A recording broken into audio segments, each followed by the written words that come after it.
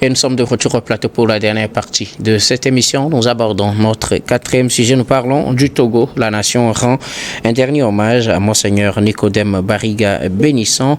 Un hommage national a été rendu ce vendredi 6 septembre à Monseigneur Nicodème Bariga, archevêque métropolitain de Lomé. Il est décédé le 4 août dernier. Les obsèques auront lieu donc ce vendredi 6 et demain samedi 7 septembre où il sera inhumé. L'hommage s'est déroulé dans la grande salle de place des fêtes de la présidence de la République, une cérémonie présidée par le Premier ministre Victoire Tomega Dogbe en présence des membres du gouvernement, entre autres. Je commence par vous, Constant Lemou, et c'est fini aussi pour Monseigneur Bariga. La nation lui rend un dernier hommage, comme ce qu'on retient de lui, il a fait sa part. Je ne doute pas que Monseigneur Bariga, ne serait-ce que son âme, se retrouve actuellement avec le Dieu le Père. Parce que cet homme a montré qu'il était un grand homme. Et les grandes âmes ne meurent pas. Les grandes âmes ne meurent pas. Et je crois fermement que Monseigneur Bariga n'est pas mort. Il est vivant. Il vit toujours dans les cœurs des hommes et des femmes. Et il vit actuellement en Dieu. J'ai cette conviction de par celui qu'il a été au cours de son passage sur terre. Je n'ai pas eu une expérience personnelle avec l'homme, mais de ce que je sais à travers ses œuvres, disons Monseigneur Bariga officiel, je pense que ils ne sont pas très nombreux au Togo. Et si nous en avions un par région, notre pays aurait fait encore plus de pas vers la paix et vers la cohésion sociale. Parce qu'aujourd'hui, ce n'est pas seulement l'Église qui pleure Monseigneur Bariga, c'est l'ensemble du peuple togolais. Toute obédience religieuse réunie reconnaissent dans Monseigneur Bariga Bénisson un grand homme. C'est vraiment le minimum que le pouvoir pouvait faire, le gouvernement pouvait faire en lui rendant cet hommage pour ses obsèques. En lui rendant cet hommage, le gouvernement a bien montré que pour une personnalité aussi particulière, il faut signifier que sa disparition touche l'ensemble du pays et les plus hautes autorités de notre pays. Je ne parle pas de l'homme, Monseigneur Bariga, l'homme religieux, mais je pense beaucoup plus à l'homme qui a conduit la mission de la CBJR de bout en bout, malgré les difficultés de toutes parts. Et aujourd'hui, les conclusions sont en train d'être mises en... Les conclusions et les recommandations sont en train d'être mises en œuvre progressivement pour consolider la paix et le développement dans notre pays. Qu'on l'ait aimé ou qu'on l'ait détesté, c'est pour les mêmes raisons. J'ai vu en cet homme un homme droit, un homme convaincu de la paix, de l'importance de la paix et la cohésion sociale. Aujourd'hui, tous ceux qui l'ont contesté au cours de cette mission qu'il a brillamment conduite reconnaissent tous en lui un sauveur, si je peux le dire. Ils reconnaissent tous en lui un sauveur parce que les cas les plus extrémistes ont fini par revoir leur position et intégrer la dynamique de la paix dans laquelle le président de la République lui avait confié cette mission. Je pense que le corps sera enterré, mais Monseigneur Bariga vit à travers les Togolais. Il vit dans les cœurs des Togolais. Ça, j'en suis convaincu. Merci beaucoup à vous, Constant Lemou. Louis Kamako, le Togo a rendu un dernier hommage ce vendredi à Monseigneur Nicodème Bénissant Bariga Bénissant, qui sera inhumé ce samedi. Oui, Monseigneur Yves Nicodème Bariga Bénissant, le désormais archevêque métropolitain de Lomé, qui a été décédé le 4 août dernier, à la suite d'une longue maladie, parce que dans sa 62e année, je crois que quand vous voyez à peu près ses œuvres, je me disais que dès que j'ai appris la nouvelle, je me disais que le Togo venait de perdre son cardinal. Parce qu'il était le seul, il était pressenti cardinal. Quand vous voyez son engagement pour la cause ecclésiastique, ou bien pour la cause ecclésiale, je pense qu'il a tout pour devenir cardinal, ou bien il a tout pour être nommé cardinal. Mais malheureusement, Dieu en a décidé autrement. Monseigneur Bariga Bénissant, c'est un fervent, un défenseur de la paix, qui, durant toute sa vie, n'a fait que rapprocher les cœurs et repenser les blessures de ses compatriotes togolais, des blessures occasionnées par des crises socio-politiques à répétition. Et Constant Lemou le disait tout à l'heure qu'il était le président de la commission Vérité, Justice et Réconciliation. Il a fait un travail louable là-bas, il a fait des efforts incommensurables qui ont permis qu'aujourd'hui, les Togolais arrivent à s'accepter, à se rabibocher, à s'asseoir et à oublier tout petit peu les querelles du passé. Et donc à l'époque, au démarrage de la prise de fonction, ou bien après qu'il ait prêté serment justement pour accomplir cette mission, il a demandé à tous les Togolais, surtout aux chrétiens d'obédience catholique, de prier pour lui, et donc pour qu'il arrive à réussir brillamment sa mission. Et puis, je crois qu'unanimement, on peut dire qu'on peut se frotter les mains. On peut dire que c'était véritablement une émission qu'il a réussi. Et donc après, il a demandé à tous les Togolais de faire leur part. Aujourd'hui, l'homme n'est plus là. On a décidé de lui rendre un hommage. C'est beau, c'est bien tout cela.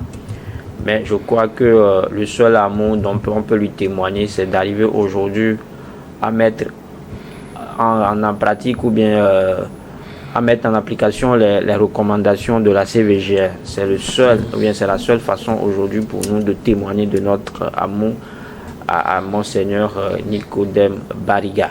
Et parce que durant toute sa vie, il s'est battu pour cela. C'est-à-dire qu'après la CVGR, il y a eu des soubresauts. L'homme, de par ces interventions qui sont parfois aiguës, teintées d'une certaine diplomatie, qui est toujours tente d'être neutre dans ses prises de position, parce que la situation socio-politique aujourd'hui, elle est un peu complexe. Et donc, si vous ne savez pas vous prononcer, si vous ne savez pas réagir à certains sujets, on va vous coller vite l'étiquette. Et quand vous avez l'étiquette, ou bien quand vous avez la charme ou bien le charisme de quelqu'un comme Monseigneur Nicodème Bariga, si vous ne mesurez pas vos propos, si vous n'acceptisez pas vos propos, et que on trouve que vous êtes de ce bord, d'emblée, vos discours n'auront plus de valeur. Mais puisque depuis un bon moment, depuis fort longtemps, et Monseigneur Nicodème Bariga a été considéré comme l'un des sages de la République, et à chaque fois qu'il y a des bisbilles quelque part, qu'il y a des mésententes quelque part, quand il prend la parole, je crois qu'au moins, il arrive au moins à rassembler les gens, il arrive au moins à éteindre le feu. Donc c'est pour ça que durant toute sa vie, il n'a fait que rester sur ses œufs pour ne pas écœurer une partie, ou bien pour ne pas qu'une partie se sente lésée dans ses propos. Donc beaucoup de gens ne l'ont pas compris. Donc c'est pour ça que je disais que c'est un archevêque, c'est un évêque qui était mal compris. Parce que cette démarche impartiale, ces prises de position, justement, même ces homélies ne sont pas parfois comprises. Donc les gens tentent parfois de le critiquer sur certains sujets, mais quand vous voyez, parce qu'il a aussi fait la diplomatie, et ça c'est ce que les gens ne savent pas, et donc il a ce langage diplomatique. Ce langage diplomatique-là, dont il fait usage parfois pour se sortir d'affaires, pour se sortir habilement d'affaires. Et donc, malheureusement, quand vous êtes en face d'un peuple comme le nôtre, d'une population togolaise qui, vous m'excusez, qui parfois se verse dans le populisme, ne maîtrise pas trop, en fait, les discours des gens qui ont le niveau intellectuel de quelqu'un comme Monseigneur Nicodème Bariga. Donc, je crois que, comme je le disais tout à l'heure, c'est bon de lui rendre un hommage. J'aurais même souhaité qu'on aille très loin, justement, en mettant le drapeau en peine pour lui, parce que c'est une personnalité. Il a beaucoup fait pour ce pays. Et par lui, l'image du Togo a été beaucoup polie à l'étranger quand on parle quand on parle des questions de l'Église, surtout de l'Église catholique. Donc je crois que, comme le disait quelqu'un, il faut toujours attendre la mort de l'homme avant de le proclamer heureux. Et je pense qu'aujourd'hui, beaucoup de Togolais peuvent proclamer Monseigneur Nicodème Bariga heureux parce qu'il a accompli sa mission. Et je l'ai dit tout à l'heure, qu'il n'a fait que rapprocher les cœurs et penser les blessures des Togolais durant toute sa vie. Aujourd'hui, il n'est plus là. Essayons de respecter sa mémoire. Respecter sa mémoire, c'est justement arriver à sauvegarder ses bonnes œuvres. Et quand je parle de sauvegarder ces bonnes œuvres, je fais allusion aux recommandations de la CVGR. Respectons ou bien mettons en pratique les recommandations de la CVGR et évitons ou bien faisons des efforts pour ne plus retomber dans les mêmes travers. C'est-à-dire que ce qui a amené les autorités togolaises à un moment donné à mettre en place la commission justice et vérité et justification. Il faut justement se départir des politiques politiciennes. Il faut essayer de respecter les droits des Togolais. Il faut prôner véritablement peut-être l'alternance au sommet de l'État.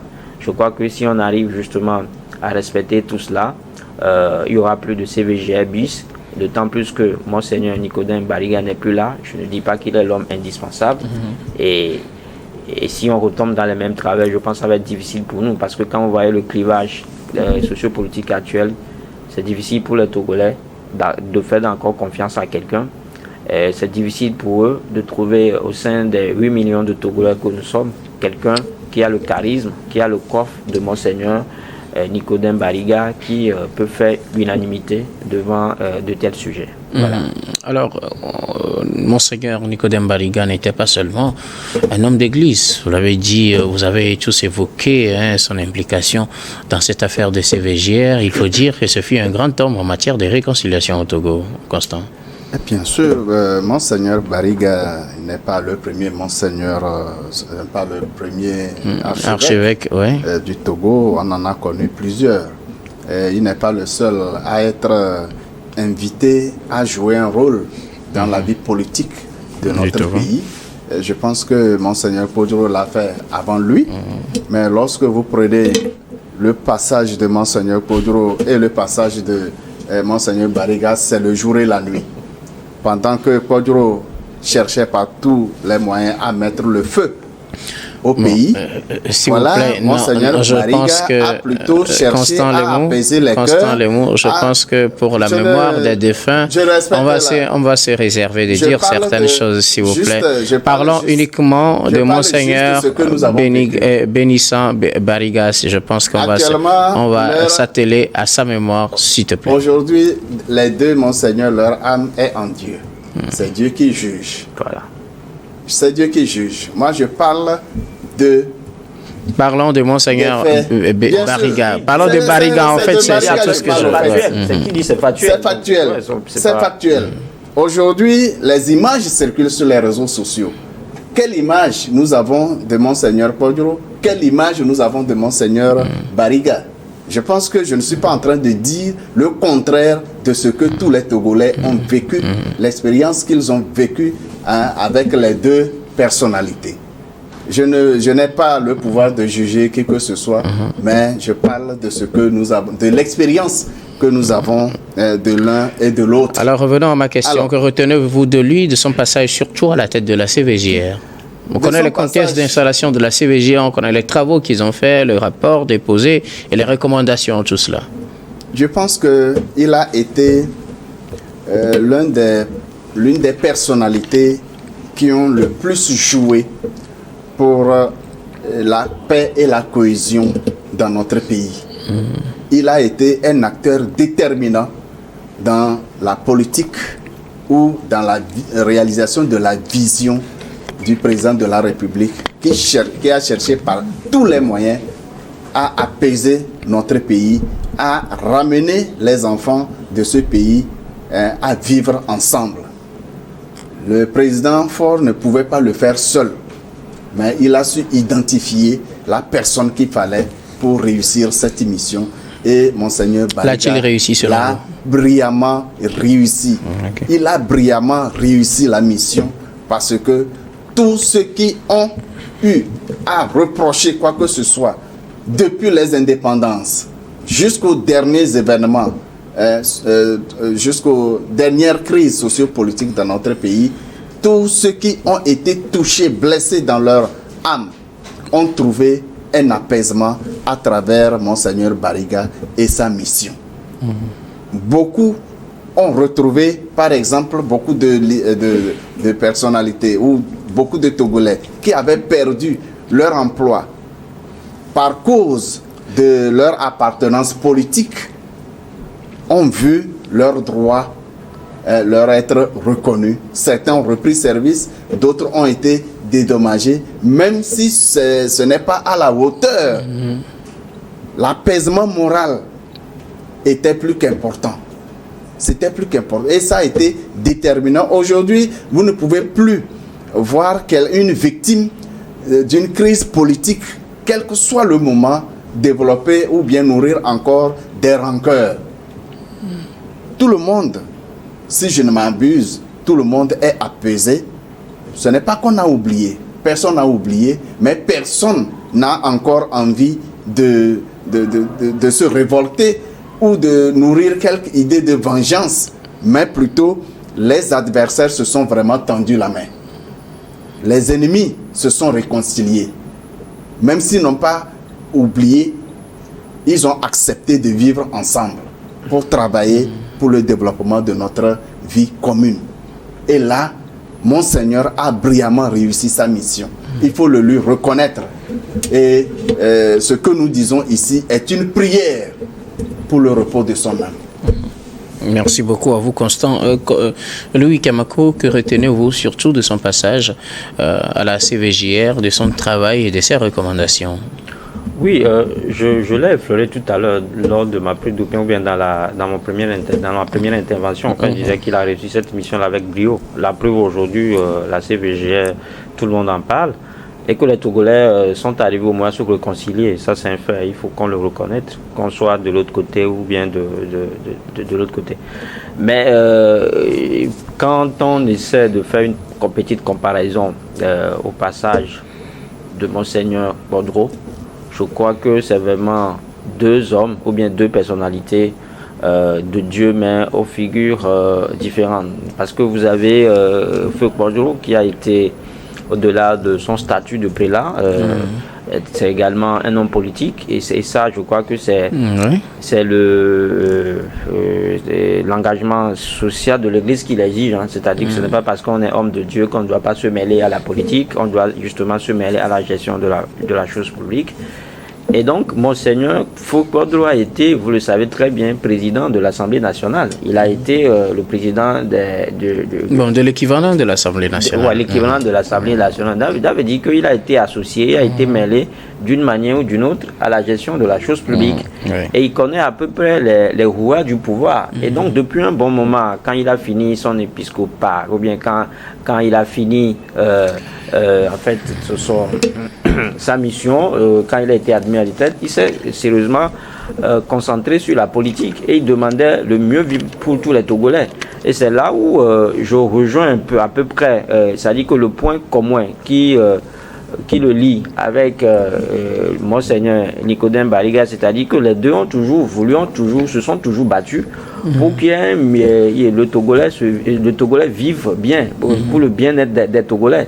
Donc je crois que ces deux évêques, ce sont deux évêques qui se sont engagés pour l'épanouissement du peuple togolais. Sauf que l'autre compte tenu de son étiquette, de son engagement à la politique, c'est vu parfois trop radical, hein, parfois. Mais quand vous analysez bien les discours ou bien les homélies de Monseigneur Nicodème Bariga, je trouve que vous ne me direz pas qu'il n'est pas loin, en fait, des positions ou bien du combat mené par Feu Quadro. Sauf que je l'ai dit, Bariga, il a étudié la diplomatie et donc parfois il surfe sur cela, justement, pour ne pas écœurer. Et donc, quand vous voyez, et ça, je crois que je l'ai également dit, Nicodème Bariga, c'est quelqu'un qui, d'une manière ou d'une autre, n'est toujours pas arrivé à montrer aux Togolais de quel bord il était. Et ça, c'est ce qui définit en fait une bonne personnalité. C'est-à-dire que c'est ça qui définit peut-être quelqu'un peut appeler un homme d'État. C'est ça qu'on appelle un acteur de la société civile.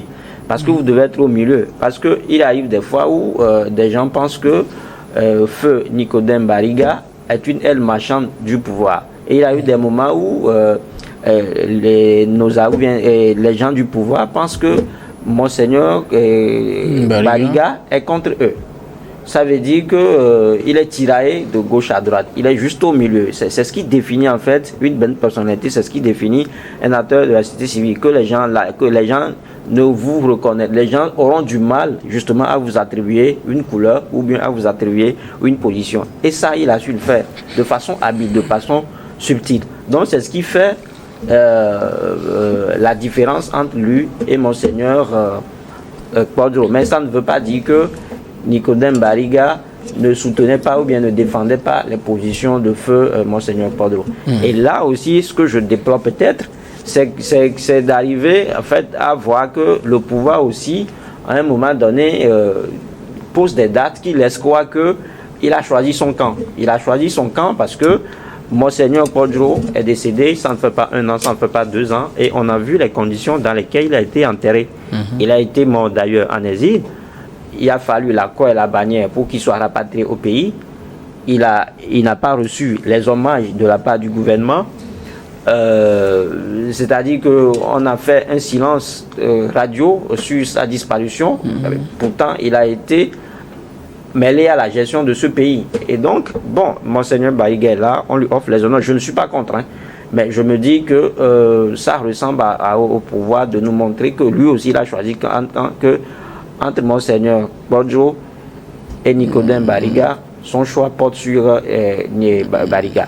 Et quand c'est comme ça, moi je ne suis pas du tout d'accord parce que la relation Église-État doit être respectée dans toutes les circonstances. Et quand on le fait comme ça, on donne l'impression aux gens que quand on les critique, on considère ceux qui les critiquent comme des ennemis, alors que c'est pas ça. Voilà. Ok, merci beaucoup à vous. Nous arrivons pratiquement à la fin de ce numéro de Regard Croisé. Nous allons nous séparer, mais bien avant, nous allons faire notre dernier tour de table. Ce sera pour vos mots de fin sur un sujet de votre choix. Alors, je commence par vous, Constant Lemou. Oui, j'aurais un mot à dévoiler. D'abord, la pensée pour le repos de l'âme de Monseigneur Bariga. Il a été un bel homme physiquement, une personne exceptionnelle du point de vue moral. S'il n'avait pas lui-même refusé, nous aurions dit qu'il a été un évêque incroyable. Mais puisqu'il a demandé que nous n'appelions pas un évêque incroyable, nous respectons sa volonté, mais il restera toujours dans nos cœurs. Merci beaucoup. Et deuxième volet de mon mot de fin, alors rapidement, c'est d'appeler tous les Togolais qui ont fait l'expérience des missions en Asie, en Russie et singulièrement en Chine. Parce que je sais, le président de la République a envoyé plusieurs missions en Chine pour voir l'exemple, le modèle du développement de la Chine, pour initier des projets. Vivement que ces missions et les ressources engagées pour ces missions ne soit pas en perte et profit. Il faudrait que les Togolais assument leur mission. Il faudrait qu'ils traduisent dans les faits, dans notre dispositif de développement, l'expérience chinoise. Le président de la République se bat tout le temps pour ça et des gens ont bénéficié plusieurs fois, plusieurs personnes ont bénéficié de ces missions. Merci beaucoup. Pour à vous, s'inspirer du modèle chinois. Constant Lemo, vous êtes analyste politique. Merci beaucoup d'être passé sur ce plateau. Tous les plaisirs pour moi. Merci pour votre invitation. Donc, le temps est Louis Kamako, oui. La tâche. Moi, j'ai pas de mot de fin, juste rappeler le rendez-vous à nos téléspectateurs que c'est demain au Collège protestant de Lomé pour le concert Aignon de l'association jeunesse chrétienne d'Amoutiver l'homme Nava, dont je suis membre. Venons tous à 18h et GMT pour louer Dieu et adorer Dieu. Merci beaucoup à vous. Donc, je vous invite ce samedi, c'est à 17h57 que ça commence au Collège protestant de Lomé Toquin. Et merci beaucoup à vous, Louis Kamako. Vous êtes journaliste et analyste politique. Merci d'être passé sur ce plateau. Merci de m'avoir invité. Nous disons merci également à toutes les équipes techniques et rédactionnelles qui nous ont aidés à préparer et à présenter cette émission. Merci à Clesson Pinyanga à la réalisation, à Gaston Afanou, à Christian Pierrick Obaniko à la diffusion, à Rebecca Vessou et Stéphane Kouono à la caméra. Surtout, merci à vous, très chers téléspectateurs, de nous avoir suivis. C'est la fin de ce numéro de Regard Croisé et des présentations de cette semaine. Je vous retrouve la semaine prochaine avec le même plaisir pour d'autres numéros.